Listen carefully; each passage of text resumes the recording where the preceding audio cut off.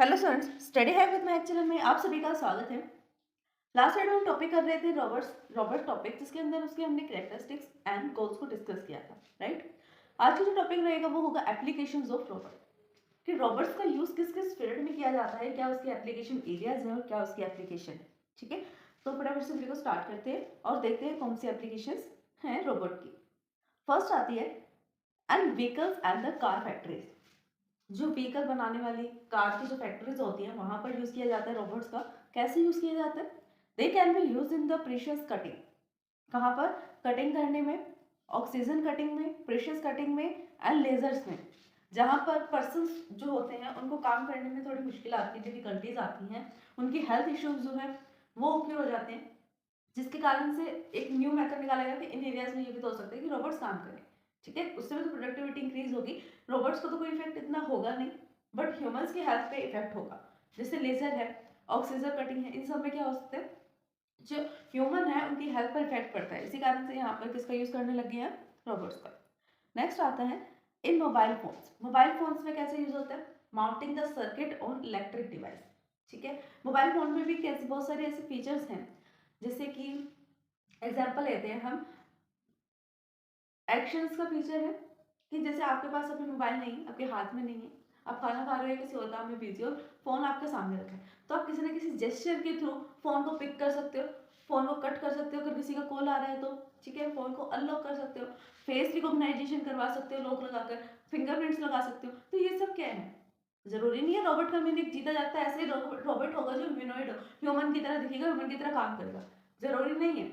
जो भी ऐसी मशीन है या ऐसे कुछ डिवाइस है जो आर्टिफिशियली इंटेलिजेंस है, आर्टिफिशियली ह्यूमन की तरह काम कर रहा है, उसको हम बोल सकते हैं कि रोबोटिक डिवाइस है।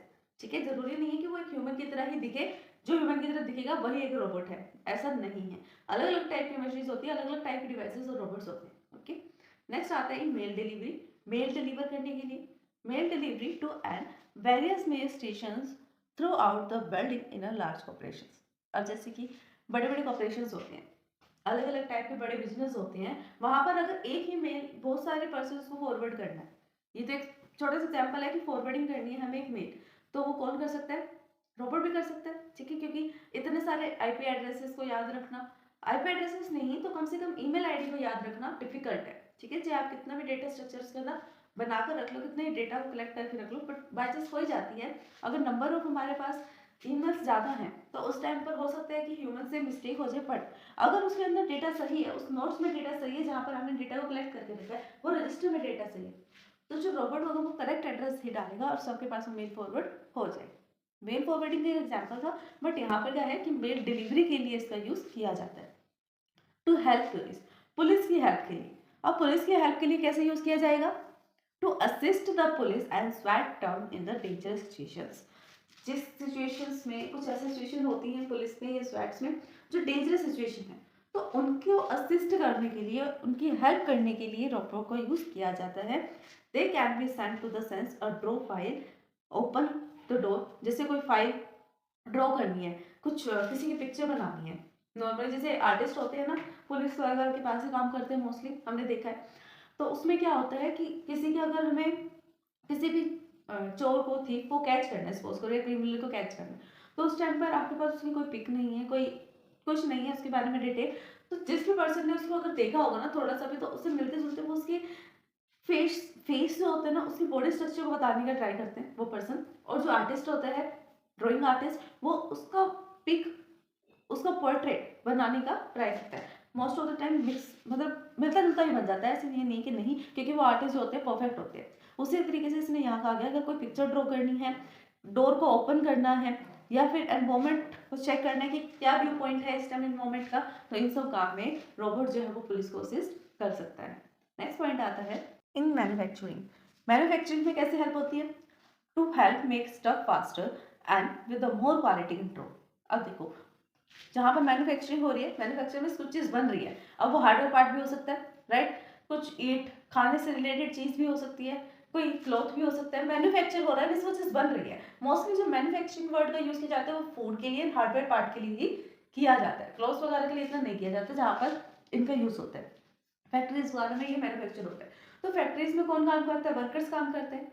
जहाँ पर वर्कर काम करते हैं वहां पर ये रोबोट को रिप्लेस कर सकते हैं ताकि इनकी प्रोडक्टिविटी जो है वो इंक्रीज हो जाए। ठीक है, ये था इसका यहाँ पर meaning. Application in processing operations, operations को प्रोसेस करने में, like fitted with the camera sort food quality. ठीक है, एक कैमरा को फिट करना, कहीं पर भी कैमरा लगाना, कैमरे लगाने से लेकर एक फूड क्वालिटी यानी अच्छा खाना बनाने तक जितने भी ऑपरेशन हो सकते हैं एक रियल लाइफ डेली लाइफ के अंदर, वो कौन कर सकते हैं, यहाँ पर रोबोट कर सकते हैं। ठीक है, इन एक्सेसिबल एरिया, इनएक्सेसिबल यानी ऐसा एरिया जिसको कोई एक्सेस नहीं कर सकता, जहां पर कोई जा नहीं सकता, यानी ह्यूमन पर्सन, अगर ह्यूमन पर्सन वहां जाए तो शायद उसके लिए डेंजरस हो सकता है। ऐसी जगह पर हम किसको भेज सकते हैं, रोबोट्स को भेज सकते हैं। ठीक है, very small robot accessible places, जहां पर बहुत छोटे से छोटा रोबोट जो है वो जा सकता है। अब मैंने आपको बताया ना कि जरूरी नहीं है कि ह्यूमन के जैसे दिखने वाला उसके जितनी हाइट वाला ही एक रोबोट रोबोट कहलाएगा, नहीं, जो एक आर्टिफिशियली वर्क कर सकता है, इंटेलिजेंटली वर्क कर सकता है, वो सब डिवाइसेस रोबोट को हम काउंट कर सकते हैं। ठीक है, accessible places for not to go, यानी कुछ ऐसे भी प्लेसेस हैं जहां पर वो नहीं जा सकते humans. Space exploration machine, exploration machine, ठीक है, मिशन। अब स्पेस में ह्यूमन के लिए वहां पर जाना खतरा हो सकता है, हो भी सकता है कि वो सही सलामत वापस आ जाए, और ऐसा भी हो सकता है कि ना आ पाए किसी भी इशू के कारण। तो रोबोट पर क्या इतना ज्यादा इफेक्ट पड़ेगा? अगर रोबोट पर इफेक्ट पड़ेगा भी तो मोस्टली क्या पड़ेगा, कॉस्ट का पड़ेगा, कि इतने ज्यादा पैसे लगे, क्योंकि एक रोबोट को बनाने में कम पैसे तो लगते हैं नहीं, ऑब्वियस है, लाख में करोड़ में लगते हैं पैसे, है ना। तो वो लाख करोड़ जितने भी मनी है उनका तो नुकसान हो सकता है अगर बाई चांस कुछ हैपन हो भी जाता है स्पेस में उनके साथ, बट एक ह्यूमन पर्सन के साथ ऐसा होगा तो उसकी लाइफ के लिए डेंजरस है। नेक्स्ट आता है डेंजरस एरिया। वापस से वही कुछ डेंजरस एरिया, जैसे न्यूक्लियर है, nuclear reactor to check at art, जहां पर न्यूक्लियर पावर्स को चेक किया जाता है, कुछ न्यूक्लियर पावर बनाई गई है, उनको चेक किया जाता है कि वर्क कर रहा है या नहीं कर रहा। ऐसे एरियाज में रोबोट्स का काम हो सकता है क्योंकि वो ह्यूमंस के लिए डेंजरस है। मिलिट्री एरिया में कैसे यूज होगा, to keep out of the human, to keep human out of the human way, like the bomb diffusion, जैसे बॉम्ब को डिफ्यूज करना, जैसे ओपोजिशन पार्टीज होती हैं मिलिट्री में भी, तो वहां पर क्या होता है, जैसे बॉम्ब वगैरह लगा दिए, अब उसको डिफ्यूज करना एक ह्यूमन के लिए जिसको नॉलेज ना हो कि बॉम्ब को डिफ्यूज कैसे करते हैं, कौन सी वायर किसके लिए स्टैंड करती है, कौन सी वायर को पहले कट करना चाहिए, उसको बाद में करना चाहिए, बॉम्ब को डिफ्यूज कैसे करना चाहिए। अब जिसके पास ट्रेनिंग नहीं होगी, अचानक से उसको करने पड़ जाए वो, तो वो नहीं कर सकता। ऐसा हो सकता है कि उसके साथ साथ बाकी सबको भी खतरा हो जाए, उससे जो भी उसके आसपास का इन्वायरमेंट है, और बॉम्ब डिफ्यूज होने की जगह फट जाए। बट एक रोबोट क्या है, उसको तैयार ही इस तरीके से किया जाता है कि उसको हर एक इन्वायरमेंट की नॉलेज हो, छोटे से लेकर बड़े काम तक की उसको नॉलेज होनी चाहिए, तभी एक रोबोट को बिल्ड किया जाता है जो आर्टिफिशियली इंटेलिजेंस है। ठीक है, तो बॉम्ब डिफ्यूजन जैसे काम वो कर सकता है, land mine detection, land mines कहाँ पर है उनको डिटेक्ट कर सकता है, और मिलिट्री से रिलेटेड अदर ऑपरेशंस भी ये परफॉर्म कर सकता है, जैसे फायरिंग करना। नेक्स्ट आता है मेडिकल फील्ड में। मेडिकल एनवायरमेंट में कैसे यूज होता है, helping the surgeons perform operation. अब जो सर्जन्स होते हैं ऑपरेशन परफॉर्म करते टाइम, जिस टाइम ऑपरेशन परफॉर्म वो कर रहे हैं, उस टाइम पर जो रोबोट्स हैं वो असिस्ट कर सकते हैं उन्हें, उनको ऑपरेशन में हेल्प कर सकते हैं।